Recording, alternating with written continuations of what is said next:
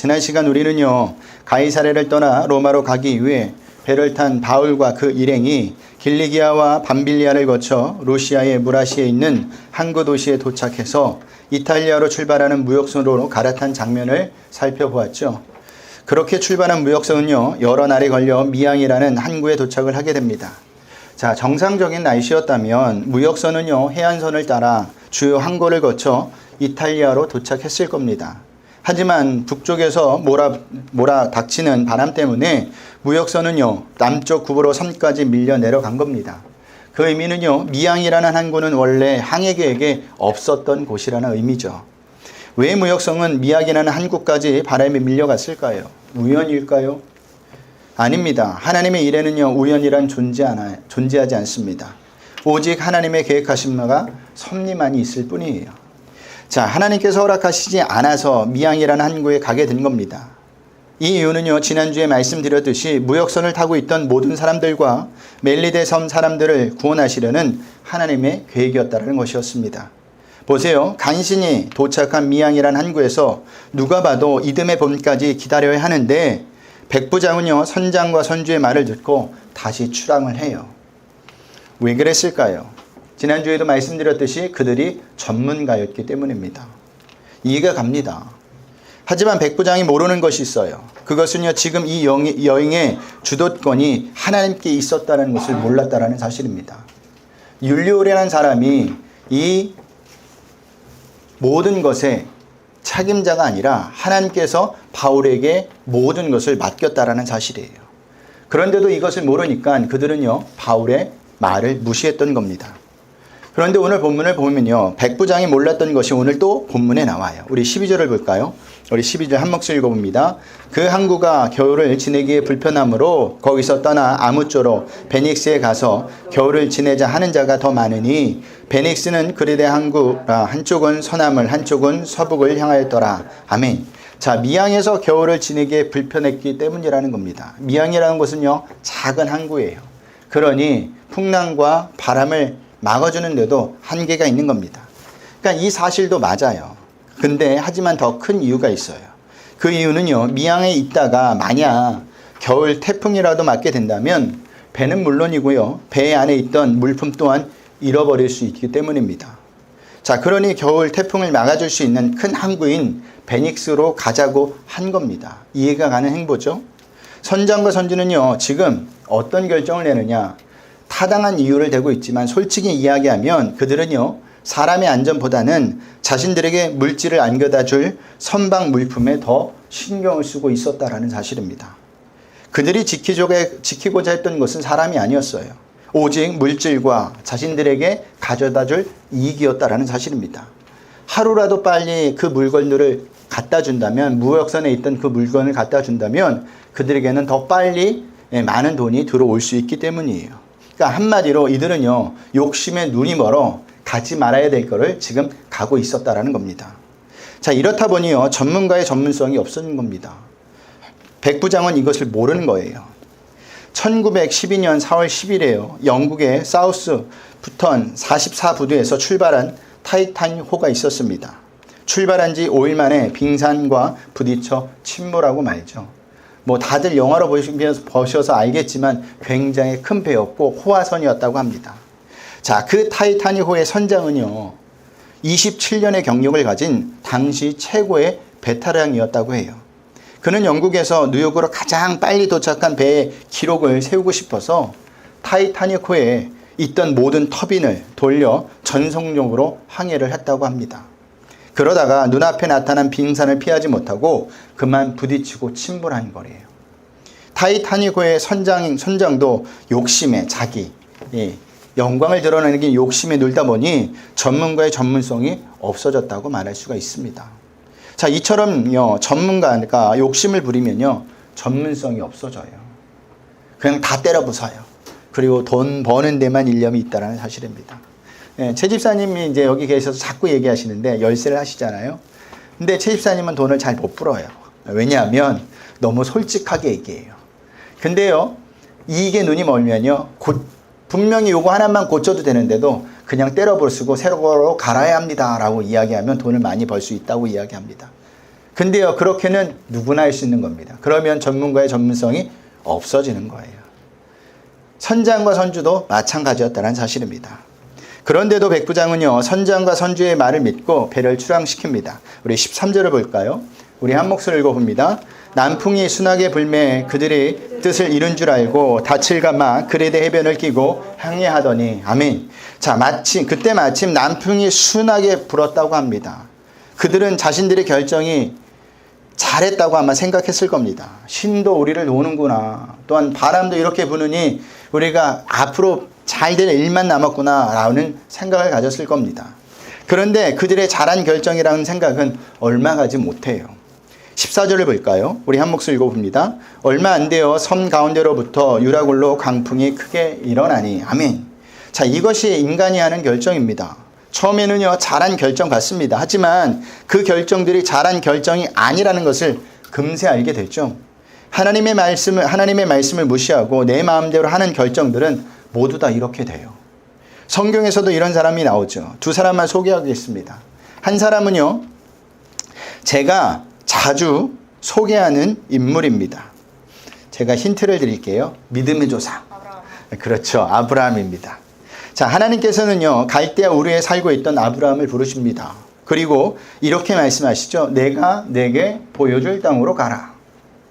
아브라함은 그 말씀을 듣고 하나님께서 지시한 땅으로 갑니다. 거기서도 하나님께서는요, 아브라함에게 내가 이 땅을 내 자손에 주리라고 또 한 번 말씀하세요.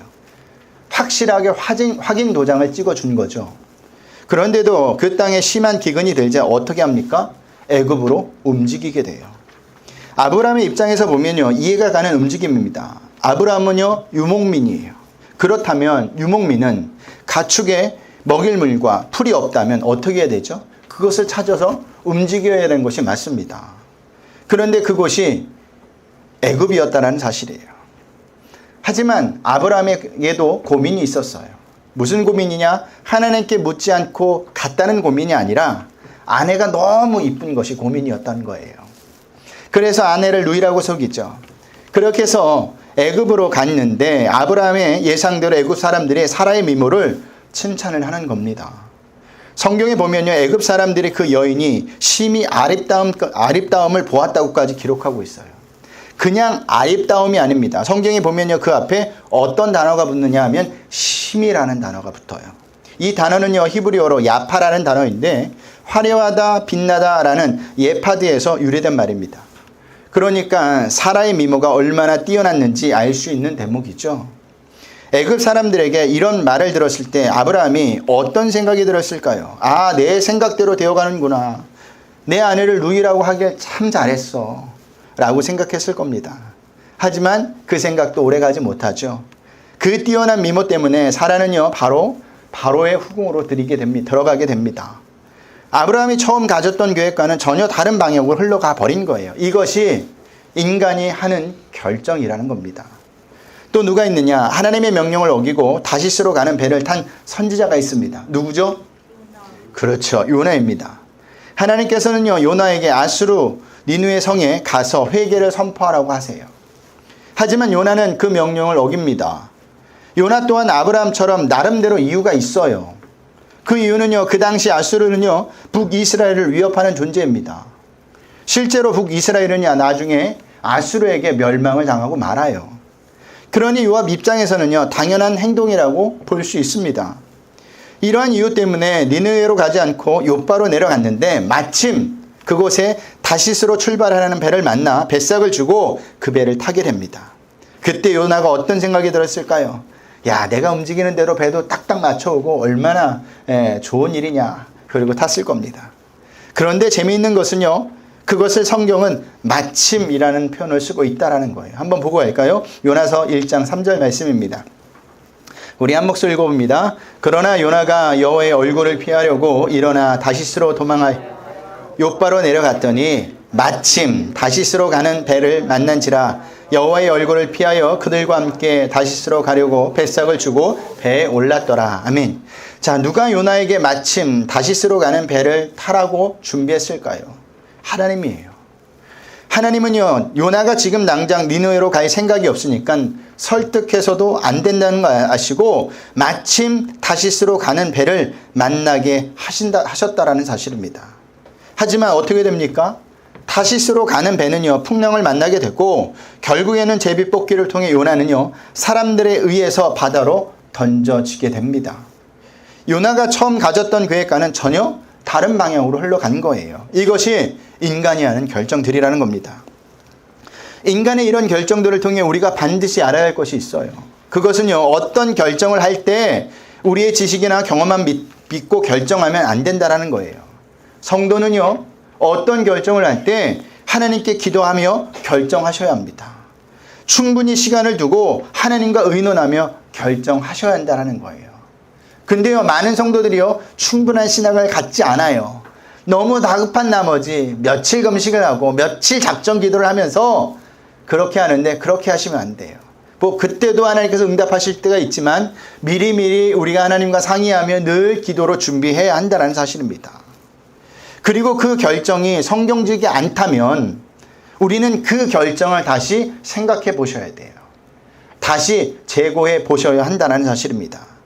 성경적이지 않은 것을 계속 밀어붙이다 보면 나중에는 결국 문제가 생긴다는 사실입니다. 그렇기 때문에 우리는 어떤 결정을 하기 있어서 중요한 것은 그것이 성경적인지 먼저 따져봐야 되고, 또한 하나님과 충분히 논의를 했는지, 충분히 상의를 했는지 생각해 보셔야 한다는 겁니다. 그리고 결정해도 늦지가 않아요. 자, 보세요. 그들이 그렇게 바울의 충고를 무시하고 물어붙였더니 어떤 일이 벌어졌습니까? 유라굴로라는 광풍을 만나게 되죠. 이것이 인생이에요. 우리가 경험과 지식으로 하는 결정들은 잘한 것 같지만 시간을 돌려보고 뒤돌아보면 그때 내가 잘못 결정을 하였구나 라는 생각이 든다라는 사실입니다. 그로 인해 어떻게 되었느냐? 우리 15절서부터 19절을 보겠습니다. 우리 한 목소리 읽어봅니다. 배가 밀려 바람을 맞추어 갈 수 없어 가는 대로 두고 쫓아가다가 가우다라는 작은 섬 아래로 지나 간신히 거루를 잡아 끌어올리고 줄을 가지고 선체를 둘러 감고 스르디스에 걸릴까 두려워하여 연장을 내리고 그냥 쫓아가더니 우리가 풍랑으로 심히 애쓰다가 이튿날 사공들이 짐을 바다에 풀어버리고 사흘째 되는 날에 배의 기구를 그들의 손으로 내버리리라. 아멘. 자, 먼저 바람 부는 대로 배는 떠밀려 갔습니다. 한마디로 이야기하면 배가 표류하고 있다는 거예요. 그렇게 표류해 나가다가 가우다 섬 쪽 아래쪽까지 밀려 내려온 것입니다. 그나마 다행인 것은요, 가우다 섬 아래쪽은요, 북쪽에서 불어오는 바람을 어느 정도 막아주고 있었다라는 거예요. 그래서 배 탔던 사람들이 배를 재정비할 시간을 가지게 된 겁니다. 그제서야 사람들은요, 정신을 차리고 거룻배를 갑판 위에 끌어올려다 놓습니다. 여기서 말하는 거룻배란 구명정을 이야기해요. 구명정은요, 평상시에는요, 배 옆이나 뒤쪽에 매달아 놓았다고 합니다. 그런데 그 구명정을 끌어올린 이유는 광풍 때문에 그것이 떨어져 나갈까봐 그랬던 것이죠.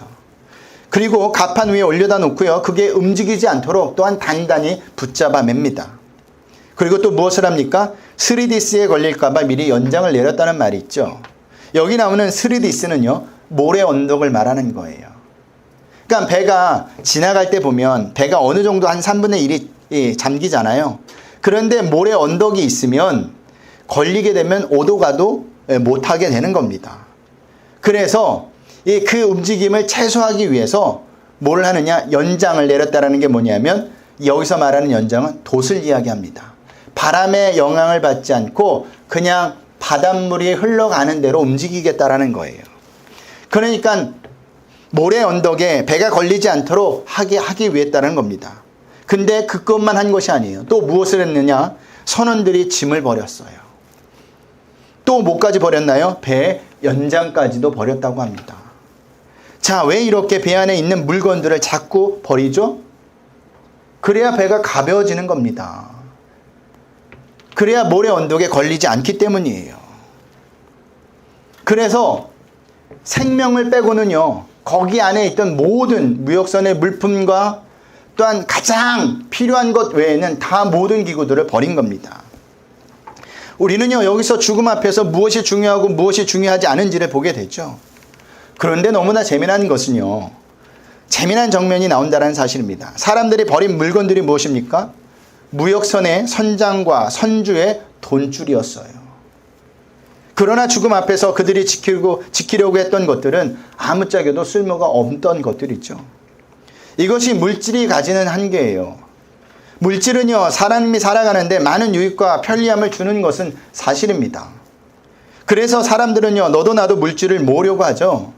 하지만 물질은 우리의 생명을 구원하지 못해요. 사람이 죽을 병에 걸리게 되면요, 아무리 물질이 많아도 물질이 그 사람의 병을 고쳐주지 못한다는 사실입니다. 물질은요, 죽어가는 사람에게 아무런 도움을 주지 못해요. 특히 영적인 측면에서는 더더욱 그렇습니다. 물질은요, 사람이 영생을 얻는데 도움은커녕 도리어 방해가 많이 돼요. 마태복음 19장에 보면요, 한 부자 청년이 예수님께 나옵니다. 나온 이유는 영생을 어떻게 하면 얻느냐는 것을 묻기 위해 예수님께 나온 거예요. 그때 예수님께서 그 청년에게 어떻게 말씀하시죠? 내 소유를 팔아 가난한 자들에게 주고 나를 따르라고 말씀하십니다. 그러자 부자 청년이 아멘 하고 순종한 것이 아니죠. 재물이 많음으로 근심하며 돌아갔다고 기록하고 있어요. 재물이 부자 청년의 영생의 방해물이 되었던 것입니다. 우리는 여기서 재물이 우리의 영생에 아무런 도움이 되지 않고 오히려 방해물이 된다는 사실을 분명히 아셔야 돼요. 그런데도 안타깝게도 사람들은요, 이것을 평상시에는 잘 몰라요. 거친 인생의 풍랑을 만나 생명의 위기가 닥쳐봐야 그때 비로소 깨닫는다라는 사실입니다. 그렇다면 그때 우리는 무엇이 중요하다는 것을 깨닫을까요? 예수님밖에 없다는 것을 깨닫는다는 사실입니다. 우리가 하나님의 심판대 앞에 가는 순간, 우리의 호흡이 멈추는 순간 우리에게 가장 필요한 것은 예수님밖에 없어요. 재물이 우리를 하나님 나라에 보내주는 것이 아닙니다. 재물이 우리를 천국으로 가게 하는 게 아니에요. 그러니 우리의 삶 가운데 뭐만 있으면 되느냐? 예수님만 있으면 된다는 사실을 아셔야 돼요.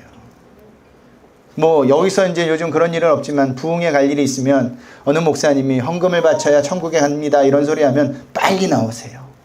그런 교회들은, 그런 부흥회는 잘못된 겁니다. 하나님은요, 인간에게 물질을 요구하지 않으세요.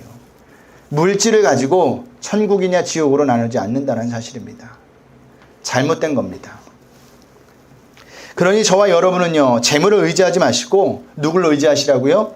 예수님을 의지하셔야 돼요. 우리는요, 절대로 두 주인을 섬길 수 없는 자들입니다. 우리가 물질을 붙들고 있는 순간 예수님을 붙들 수 없어요. 예수님을 붙들면 물질도 또한 붙들 수 없습니다. 이것은 예수님께서 말씀하신 겁니다.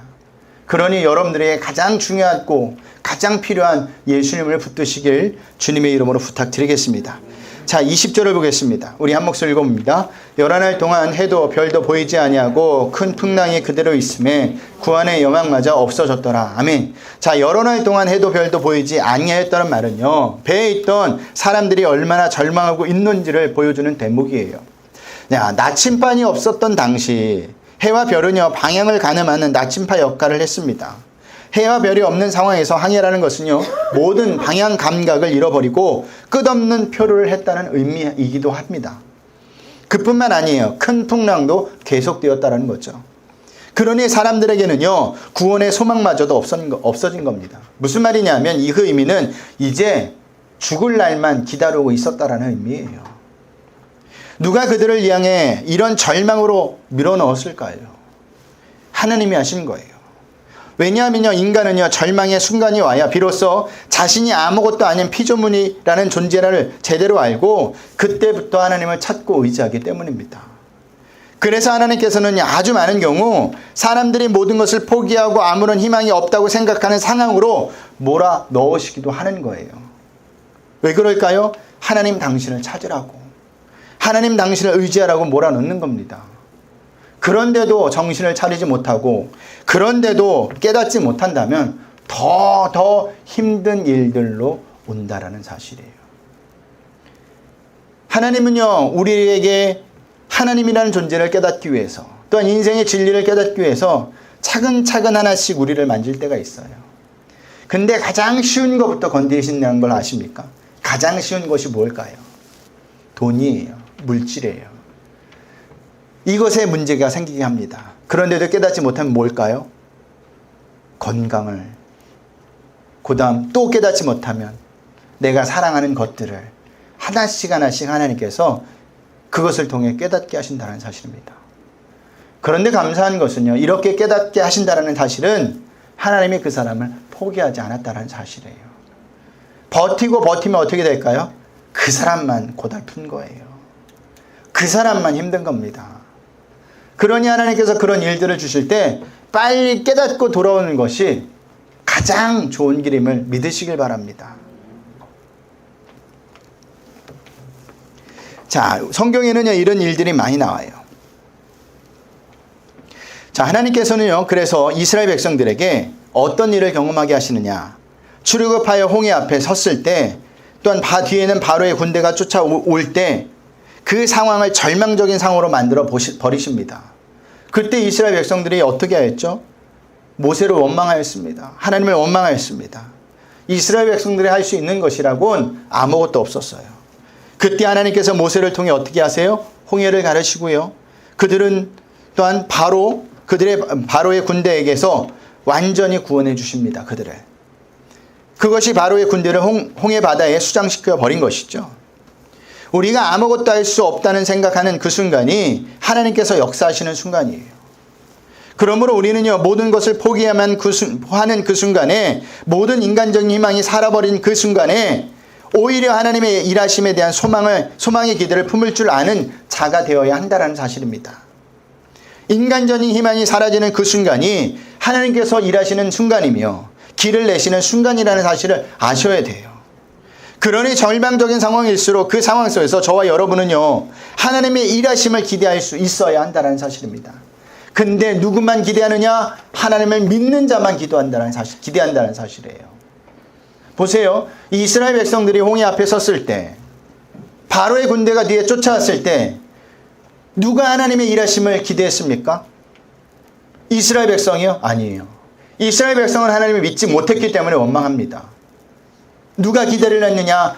모세만이 하나님만을 기대했기 때문에 그런 선포를 했었던 사실입니다. 마찬가지예요. 하나님의 일하심을 바라볼 수 있는 자만이 그런 기대함을 갖게 된다는 사실이에요. 하나님을 믿는 자만이 그런 일들을 소망하게 된다는 사실입니다. 자, 보세요. 이 뒤에 어떤 말씀이 나오는지. 모든 사람이 오랫동안 먹지 못하며 절망하고 있을 때 바울이 그들에게 말을 하기 시작하죠. 우리 21절, 22절을 보겠습니다. 우리 한 목소리 읽어봅니다. 여러 사람이 오래 먹지 못하였음에 바울이 가운데 서서 말하되 여러분이여 내 말을 듣고 글에 대해서 떠나지 아니하여 이 타격과 손상을 면하였으면 좋았을 뻔하였느니라.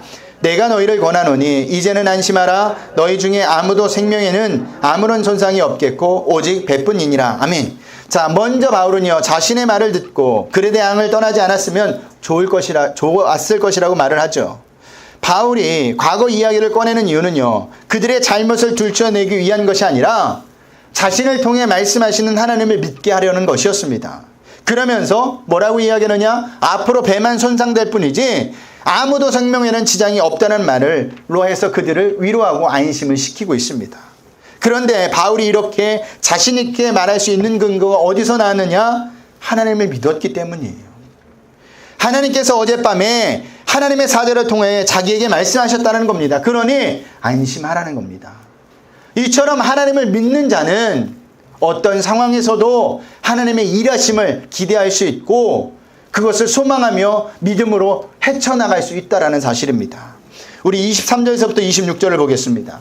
우리 한 목소리 읽어봅니다. 내가 속한 바 곧 내가 섬기는 하나님의 사자가 어젯밤에 내 곁에 서서 말하되 바울아 두려워하지 말라. 내가 가이사 앞에 서야 하겠고 또 하나님께서 너와 함께 항해하는 자를 다 내게 주셨다 하였으니 그러므로 여러분이여 안심하라. 나는 내게 말씀하신 그대로 되리라고 하나님을 믿노라. 그런즉 우리가 반드시 한 섬에 걸리리라 하더라. 아멘. 어떻게 이런 말을 하느냐? 바울이 하나님을 믿었기 때문이에요. 바울이 하나님을 믿으니 하나님께서도 하신 말씀도 믿은 것입니다. 그래서 사람들에게 자신 있게 말할 수 있던 것이죠. 바울의 이런 모습이 바로 하나님을 믿는 자의 모습이에요. 하나님을 믿는 자는 눈앞에 있는 처한 상황과 환경 때문에 절망하는 자가 아닙니다. 오히려 눈앞에 있는 처한 환경과 상황을 넘어서 일하시는 하나님을 보게 된다는 사실입니다. 그런데 실제와 저와 여러분의 모습은 어떻습니까? 눈앞에 있는 처한 상황과 환경에 너무 집중하죠. 그래서 정작 그 너머에서 일하시는 하나님을 발견하지 못해요. 왜 그럴까요? 이유는 단 한 가지예요. 하나님을 믿지 못하는 겁니다. 내가 성도라고 이야기하지만, 내가 하나님을 믿는다고 이야기하지만 하나님을 안 믿는 거예요. 그러니 상황에 집중하게 되는 거고 환경에 집중하게 되는 겁니다. 그래서 또한 어떤 삶으로 되느냐? 불안해지기 시작하는 거예요. 왜냐? 이 어려움과 상황을 내가 헤쳐나가야 되니까 불안한 거죠. 근데 하나님을 믿는 자들은요, 상황과 환경이 어떠할다 할지라도 불안해하지 않습니다. 왜요? 하나님이 하시기 때문에. 하나님이 말씀하셨기 때문에 하나님이 분명히 이것도 해결하실 것을 믿기 때문에 불안하지 않는다는 사실입니다. 그러니 우리가 삶을 살면서, 인생을 살면서 불안하지 않으려면 어떻게 해야 되느냐? 하나님을 믿으셔야 돼요.